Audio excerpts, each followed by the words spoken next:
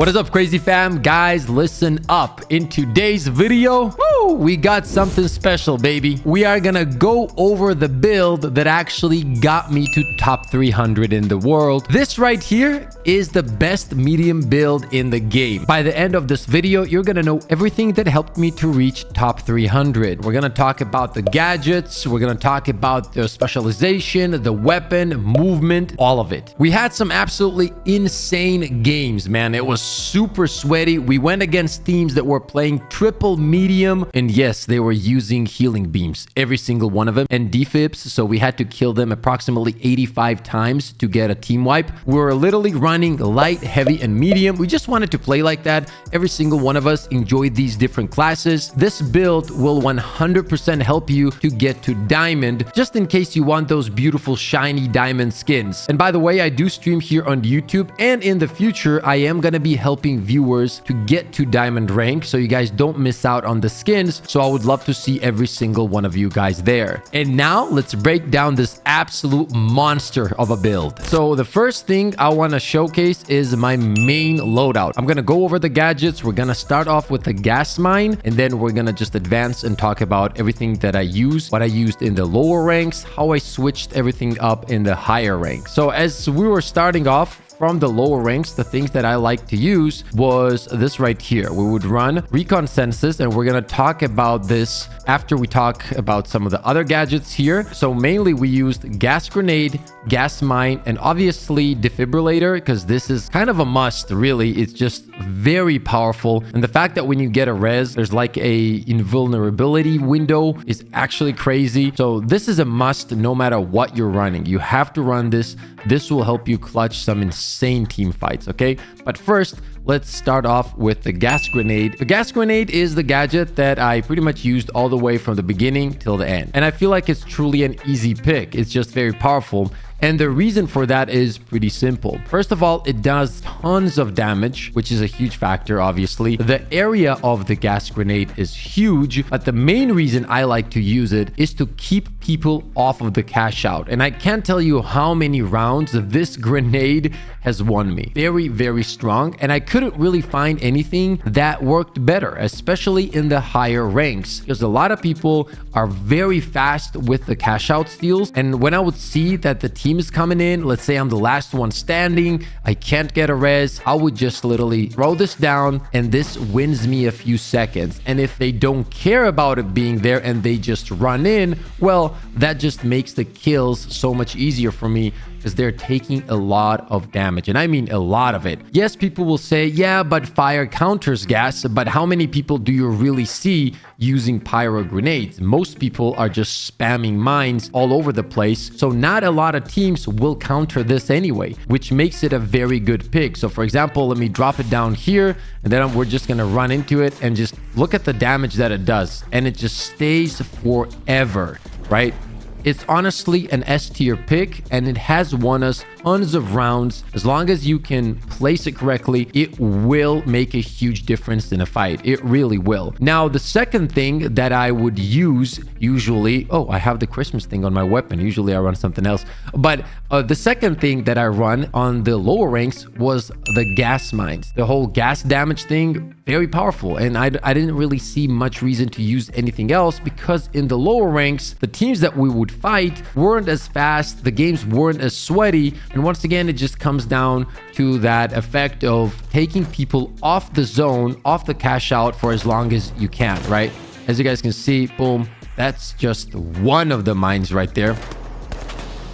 Look at that area, right? Like, it's just a huge area. Yes, it's not gonna get triggered all the time by the enemy players, but keep in mind, you can always shoot them and trigger them yourself, which is a huge factor. And this was pretty much my loadout that I was using most of the time, all the way until we got to like platinum, I would say. However, this doesn't mean that you have to do the exact same, because later on we did switch the gas mine to the jump pad. Now, the reason I did this, as the games got sweatier and we would see more triple medium or triple heavy or 2 mediums or 1 heavy, people just spamming turrets, healing beams, all that kind of stuff, they were also very fast from moving one point to another. And there were some encounters where we really needed to be fast let's say to get on the building, get around the building, whatever it was. And in that case, the jump pad is just a great option, right? Like you can change position extremely fast. This really became one of the key factors for us. So that's why I changed the gas mines, for example, for the jump pad. However, let's say you don't want to use gas grenades or you don't want to use a jump pad for some reason. In that case, what you can do is slap on a frag grenade, and instead of the jump pad, you can use the zip line. Now, you guys know I absolutely love zip line as well. One of my favorite tools on the medium class. I did run this a lot at the beginning. However, I feel like just the ease of use and the consistency of the jump pad, especially on the higher ranks, is what made it better. So why a frag nade, for example? Well, first of all, you get 2 of them. Frag nades are very, very sneaky. Most people won't even see them when you throw them, right? And they do a lot of damage. You can get double kills, triple kills, and the fact that you get 2 of them is actually really perfect. Now, you can't really cook these grenades like you can in some other shooters. No matter how long you just keep this in your hand, it will not blow up, and it has the same kind of timer. So it will come down to you getting used to it and throwing it at the right time, right angle to get those kills. But once again, the fact that you have 2 of them and the cooldown on it is pretty good, it is a great choice. But there's so many ways to use the frag grenade. Let's say if you're getting pushed, you can set up a kill so well. For example, if somebody's chasing you from there, you're getting around the corner, you turn around, you drop this, you swap to your weapon, and as they're coming in, it explodes, and on top of that, you're dealing a lot of damage with your weapon. That can just create some really fun scenarios where you absolutely destroy enemies. Even if it's a heavy class, if you manage to place the grenade perfectly, they will absolutely get destroyed and make it much easier for you to get that kill with your weapon. It's a very good setup gadget, and in many ways, even if they're on the cash out, if you place it correctly, you can get a lot of kills. Now, on the last part of the gadgets is the defibrillator. We're really not gonna discuss anything else in that slot because there is nothing that is better than that. That thing is kind of broken. I do think that there has to be some kind of more balancing in the game in terms of like when there's 3 mediums, you're fighting 1 team, but you're really fighting 3 teams because they just keep rezzing, and it's absolutely insane. They res, they heal, they res, they heal, and it's like we've had fights where we would get 8 kills and then we were able to wipe 1 single team because they just, kept spamming it non-stop, and it can be very frustrating. And I feel like the fact that if they do change it to the point where you can only use 1 class per team, that would fix most of the issues that the game is having in terms of imbalance, right? And I do believe in the future that will be the case. We had something similar with Overwatch, and I think they will see that, and I think that Embark Studios will make that change in the future. That is precisely why we wanted to get to top 500 with light, heavy, and medium, that team composition right there. Okay, now let's talk about the weapon, and then we're going to talk about recon senses and why I think it is the best choice in the game for team fights or in general, a lot of stuff in the game. So let's talk about AKM and why I like it more than the FCAR. First of all, I truly believe that the recoil on this gun is much easier to control, and the fact that we have 36 shots just makes it an easy pick. It really does. The FCAR is a great weapon. Close to mid-range, you are gonna be melting. You're gonna be destroying people, like no joke. But it can be unforgiving, right? Like if you're in a 1v2, for example, in most cases, you're not winning that 1v2 without having to reload. And that reload right there can get you killed. Now, there are some ways around that, right? Movement, which we're going to talk about here in a minute, that can make your enemies miss and can give you those extra few seconds to get back into the fight with a full mag. The initial recoil of the gun, it kicks like a truck and it's not easy to control. And on top of that, that would be okay if we had, let's say, 25 or maybe 27 bullets, something around that, maybe even 24, just a little bit more. I do feel like they're going to add that. And overall, if they do add that, then it's going to be probably the best pick. And now I want to talk about recon senses, which I feel like is the key to victory in most cases. And I feel like it's very, very underrated. And even in its current state, not a lot of people use it. We probably ran into 2 total teams that were using recon senses as we were making our way to top 500. And let me tell you, those teams were probably the toughest teams we had to fight. One of the teams was running 3 mediums, 2 of them were healing, and 1 was using recon. It was a tough fight. We managed to win that game, but it was extremely sweaty. But overall, why do I use Recon Senses? Well, in a fast-paced game like this, information is everything. And information and the right information equals the right decisions. If you have the information of where the team is coming from, when the team is coming, that will give you the ability to make the right decisions on the spot. I can't tell you how many times Recon has made it super easy for us to wipe teams. For example, we would start the cash out and I would see that the enemy team is pushing in from a specific angle. We would set up on high ground. As they would jump in, we would just absolutely annihilate them. We're talking C4, rockets, gas nades, you know, the whole thing, just going all out, destroying the enemy team even before they had the ability to push, to kind of get to us. They were already destroyed. So things like that make this an S tier pick. Not only that, guys, but keep in mind, this makes it very good for you as a player to flank in certain situations because you know exactly where they are, what they're doing, who they're fighting. You know everything. So this creates openings and you gotta play smart with your class in this case, right? Having Recon in a way is a responsibility because you have to read the situations correctly. For example, if you see two teams are fighting and you know the positions, sometimes you can get away from your team, get around the enemy players, get a few kills, and then join your team once again. So pretty much it gives you the ability to become a flanker, okay? And get those picks in gunfights. There's been a lot of times when my team was fighting and I was able to kind of move away from my team, get around the enemy because I knew exactly where they were, get the first pick, make the correct call out, then my team pushes in and we wipe out the enemy team easily. And since we mentioned call outs, that's what it's all about. That's what Recon Senses is all about right there. You have to make constant call outs where they are, what they're doing,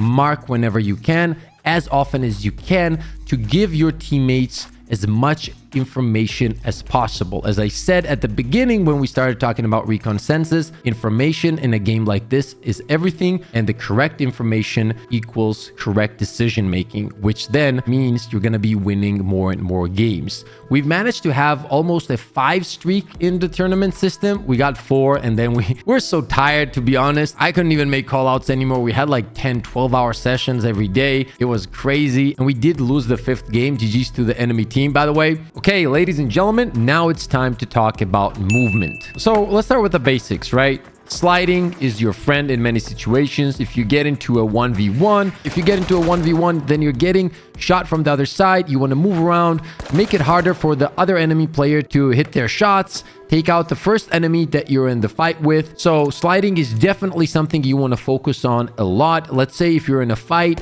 another thing you want to focus on is if you do have to reload, don't just stand there and start reloading right in front of the enemy just like this, barely strafing, not doing anything. It's just going to make it super easy for the enemy player to take you out. Instead, what you want to do is once you're in the reload animation, you slide around, move around like an absolute madman, and then once the reload animation is complete, you get back into the fight. Now, let's talk about some more advanced stuff. The one thing that I want to talk about is slide turnaround into a hop. This is very, very strong, and you can win some crazy fights with this combination. It does take time to get used to, but pretty much what you want to do is you want to slide, turn around as you're sliding. Then when you do turn around, you want to go into sprint and then hop. So you sprint and then hop because that gives momentum to your jump. If you don't do that, it's going to be a way weaker jump, and you don't want that. The further you jump, the better, the harder it is for the enemy to hit their shots. So this is how it looks: slide, sprint, and then hop. And it just makes it much harder for the enemy to hit you. Now, you can incorporate all of this with bunny hopping if you're trying to challenge someone, right? So a lot of the times, if I'm just finishing a 1v1 and then another player hops out, I want him to miss some shots. So what I'm gonna do is, let's say it's this guy right here. I just killed somebody right here. This guy pops up. I go into a slide, and then I go into a bunny hopping just like that and absolutely destroy this guy.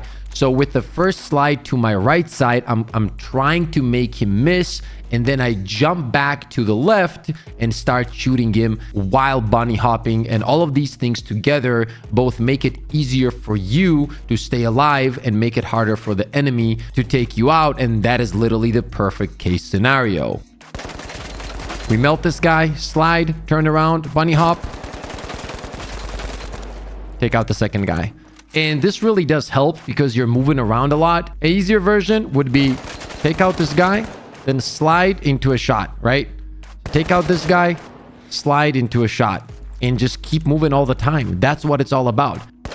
Destroy this guy right here, slide, go into the second fight, and just keep doing this, man. Like, keep moving, sliding, jumping, bunny hopping, all the beautiful stuff. Now, another technique that I really like to use is what I like to call the peekaboo, okay? And this is there to bait some people and get some easy kills. So, for example, if I'm fighting someone over here, I kill this guy and somebody tags me from this corner. Let's say we lose some HP. Let's say our HP drops to like 220, something like that. What I like to do is get around the corner and then slide back out, right? This catches people off guard because imagine from their perspective, what they see is, boom, they just tagged somebody, they know you're damaged, and then they see you run around the corner. So right away, they're gonna try to chase you. Meanwhile, what you're doing is you just went around the corner to bait them, and then you just slide out just like that, and it will catch them mid-sprint, which will give you the ability to get easy kills. Now, you can also incorporate the bunny hop after the slide, but that is more of an advanced technique. So if you're trying to keep it more simple yet effective, this is what you want to do. Another very simple thing that can win you 1v1s is a simple crouch. You don't have to always like crouch spam like a lot of people do. Once you're mid-fight and then you drop that crouch, it makes people miss a lot. So for example, we're in a gunfight. Boom, you just crouch. That's all it is. Just a simple crouch. Next thing I want to talk about is one thing that I really like to do with the jump pad, right? So technically, this is going to look like this when you're doing it in real time. You're going to have your jump pad out, slide, drop it, and then turn around and start shooting, okay? So it's going to take time to get used to, but once you do, it's very powerful, especially if somebody's chasing you. We have the jump pad out, slide, drop, turn around, melt them. You know what I mean? So this is also a really cool combo that you can use. And overall, all these things, as I mentioned, master them, give them time, try to get really, really good with these things, turn it into muscle memory. And once you will, that's when you become so much better. That's when you're gonna see the biggest difference in your gameplay. And yes, it takes time, obviously, like anything in life. Repetition is key, consistency is key. But I promise you, this build, once you slap it on, once you give it time, you will become a better player and it will get you more and more wins, which means at the end of the day, it will get you closer to your goals. If it's diamond, if it's platinum, if it's top 500. Anyway, that is it for the video. I hope you guys enjoyed it. If you did, slap the like button, subscribe to the channel. It's free. It only takes a second and it really does help me out a lot. It helps with the algorithm. It pushes out the video, all the good stuff. So that would really be appreciated. I got more videos on the way. And once again, make sure to hop into those streams here on YouTube. As always, stay positive, stay disciplined, and I'll see you on the next one. Let's go! Let's go, baby! Let's go! I mean, we literally have the best community of all time. Oh! Oh, he got no scoped!